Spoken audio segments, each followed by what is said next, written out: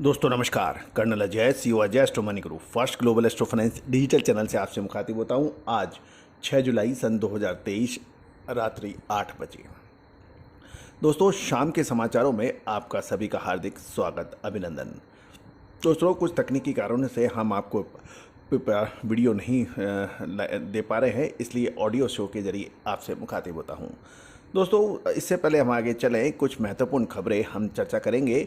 साथ साथ हम आपसे चर्चा करेंगे कि आपका भविष्यफल भी क्या होने की संभावना है। आज के शो में हम बात करेंगे गोपी कुमार जी, ये 21/4/1975 पटना से इनका जन्म तारीख आई है, और राहुल जी का जो कि 5 अक्टूबर 1992 परभनी से, महाराष्ट्र से, इनके ऊपर चर्चा करेंगे। पूरा रिपोर्ट ध्यान से सुने।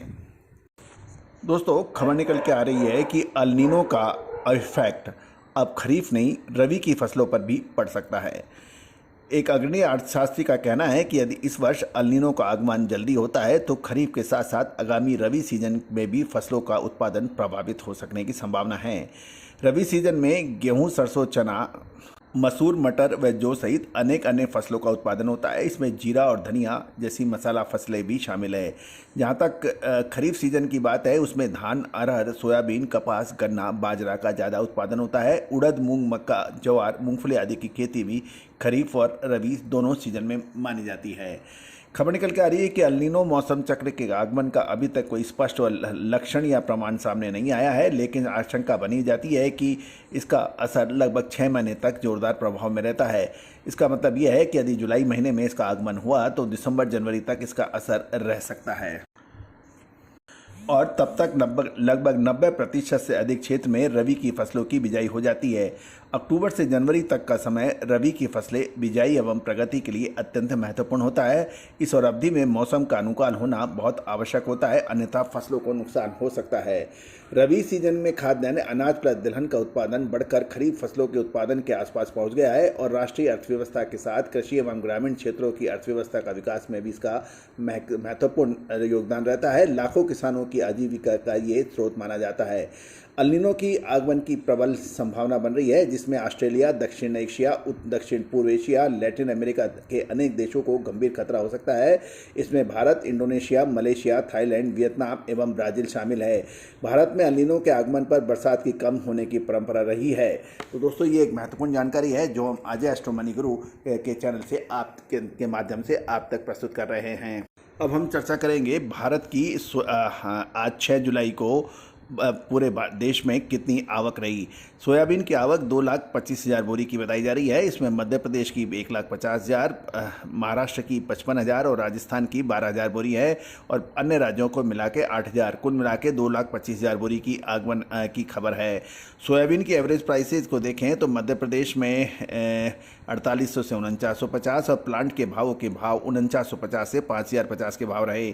महाराष्ट्र में मंडी के भाव सोयाबीन के 3900 से 5,050, और प्लांटों के भाव 5150 से 5250 रहे।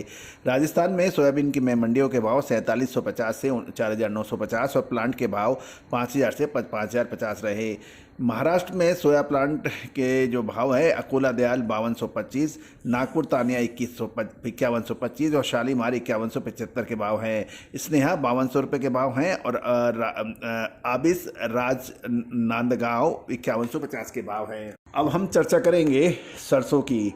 सरसों की आवक आज लगभग 5 लाख बोरी की आने के समाचार मिल रहे हैं। राजस्थान में 2,25,000, मध्य प्रदेश में 80,000, उत्तर प्रदेश में 60,000 और हरियाणा में 30,000 सरसों की बोरियों का आगमन हुआ, और गुजरात में 15,000 और बाकी अन्य राज्यों में 90,000। कुल मिलाकर सरसों की आगमन आज लगभग 5 लाख बोरी की रही। जयपुर जो कि राजस्थान का प्रमुख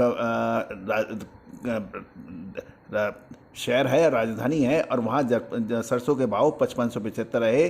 सरसों आयल कच्ची धानी 1,054 से 1,055 रहे, और सरसों आयल एक्सप्लेरर 1,044 से 1,045 रहे। खल के भाव सरसों के 2,570 से 2,575 के भाव रहे। दोस्तों अब हम आपके भविष्यफल की भी चर्चा करेंगे। दोस्तों इससे पहले हम आगे चलें कि हम एक महत्वपूर्ण सूचना आपसे साझा करना चाहते हैं। कर्नल अजय एवं तुषार जैन 8 और 9 जुलाई को अहमदाबाद और ऊंझा में होंगे। आप व्यक्तिगत संपर्क के लिए संपर्क कर सकते हैं, नंबर स्क्रीन पर दिया गया है। अब हम चर्चा करेंगे गोपी कुमार जी की। ये पटना बिहार से इन्होंने जन्म तारीख भेजी है 21/4/1975 11:50 PM के इन्होंने डिटेल दी है। तो गोपी जी, आपकी जन्म पत्रिका बहुत शानदार और मजबूत हॉरोस्कोप है। आपकी ज़िंदगी के महत्वपूर्ण ये रहे होंगे साल 2008 और 9। उसके बाद आपके महत्वपूर्ण ईयर रहे होंगे 2011 और 1900 2017-18। ये ज़िंदगी के आपके महत्वपूर्ण टर्निंग पॉइंट रहे होंगे और अब आपके लाइफ के अंदर एक बहुत महत्वपूर्ण निर्णय आप लेने की संभावना बन रही है, जो कि आगामी 1 से 2 साल के अंदर आप प्रयास कर रहे हैं। कुल मिला के आपकी जन्म पत्रिका बहुत शानदार है और आप में जो आपकी खासियत है कि आप हर चीज़ सेल्फ मेड व्यक्ति हैं आप, और आप में कर्म और भाग्य का अद्भुत संगम आपकी हॉरोस्कोप में नज़र आ रहा है। आगे आपके साल बेहतर रह सकते हैं। उम्मीद है कि आपको हमारा एनालिसिस पसंद आया होगा। अब राहुल जी 5 अक्टूबर 1992, जन्म स्थान पर्वती, महाराष्ट्र, 2 बजे का इनका जन्म है। तो राहुल जी, आपका जो पीरियड लगभग 2018-19 का शानदार गया होगा और अभी आपको थोड़ा सा स्ट्रगल करना पड़ रहा होगा, लेकिन आने वाले 1.5 से 2 साल आपके लिए बहुत मेहनत के हैं, परिश्रम के हैं और आप बहुत अधिक बुद्धिशाली और श्रमशील व्यक्ति हैं, इसमें कोई दो राय नहीं है। मंगल और केतु आपके 12th हाउस में बैठकर आपको कुछ परेशानियां दे सकता है। दोस्तों, अधिक जानकारी, विशेष विश्लेषण के लिए आप संपर्क कर सकते हैं। All the very best, good luck, happy trading.